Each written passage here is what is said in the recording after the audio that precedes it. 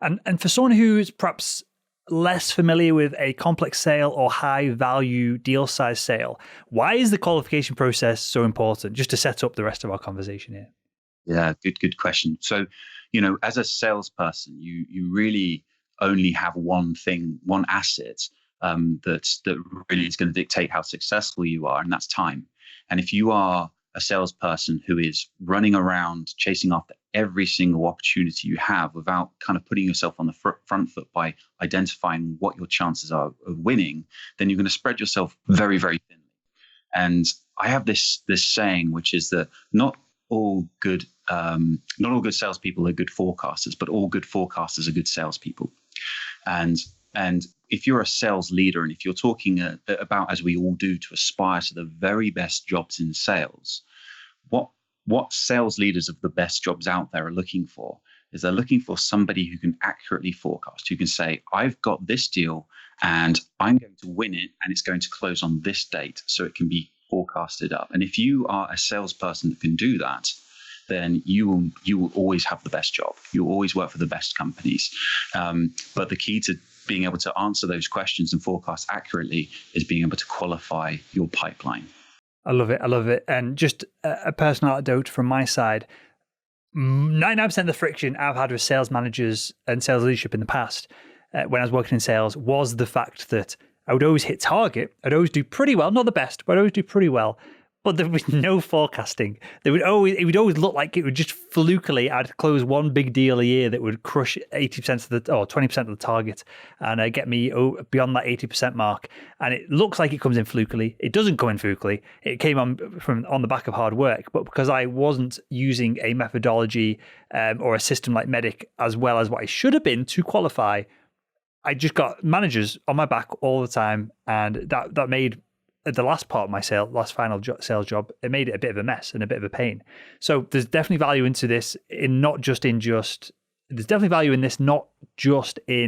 more deals done, but from having a better relationship with your internal stakeholders as well. So with that, Andy, break down Medic. Give us the high level of what the acronym stands for, and then we can perhaps go through each step in as best we can with the time that we have.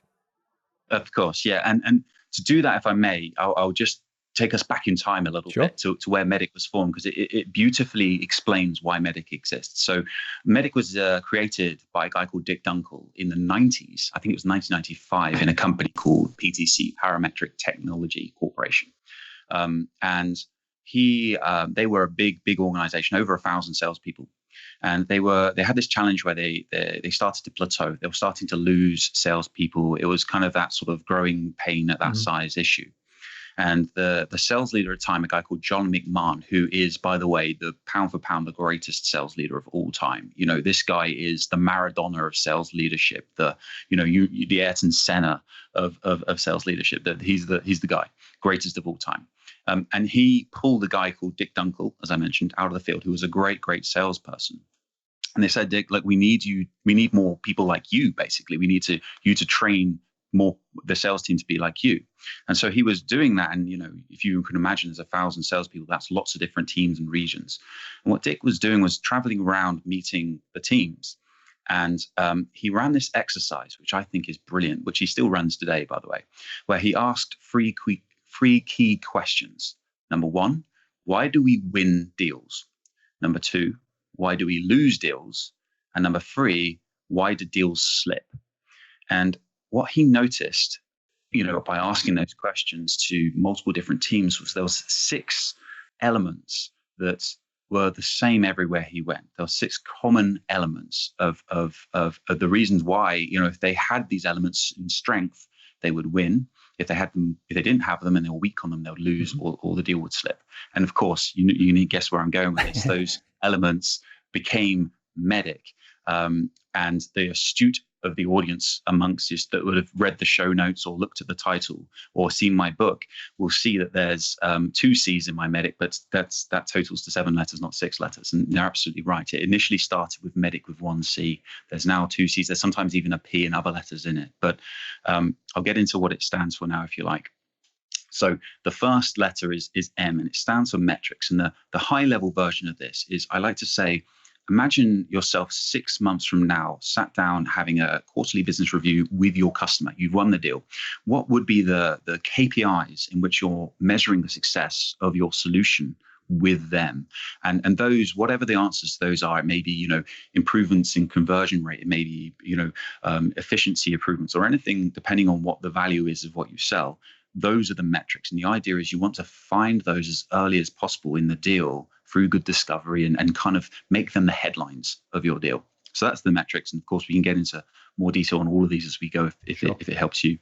Let's run through each of them as quick as we can, and then we'll dive into them because I don't think we'll have time to go through all of them. We'll perhaps pick on the ones that you feel most salespeople get wrong most often. Beautiful. Let's do that. So the second letter is E, and it stands for economic buyer. This is the person who is the overall authority in your deal. This person can say no when others say yes, and yes when others say no. They can create budget out of thin air. These generally senior people. Then you've got the decision criteria. Now, this one's really kind of easy because it's kind of the clues in the name. It's the criteria in which the customer is going to base the decision. Very easy in an RFP, this one. It's like, what are the things they're scoring you against? It can be more holistic things like partnerships and your roadmap, or whether they like you, even like, how you as a company. Then the second D is decision process. This is really, how are they going to make their decision? What's the process they're going to go in? What authorizations, what stakeholders, all that sort of stuff. And as I mentioned before, there's sometimes a P, which stands for paper process, which is really just the contract, the NDA, right through to getting stuff signed. And then this is an interesting one we should definitely dive more into. It's I, and it initially stood for identify the pain. I actually say there's 3 I's: identify the pain, indicate the pain, and then implicate the pain.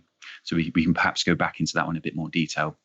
And then you have the most important of all, the greatest CROs I've spoken to about Medic will tell you this, and that's champion. No champion, no deal. Big champion, big deal. And we can talk more about champions because I think it's probably the most used term to describe a customer, but it's also the most incorrectly used term.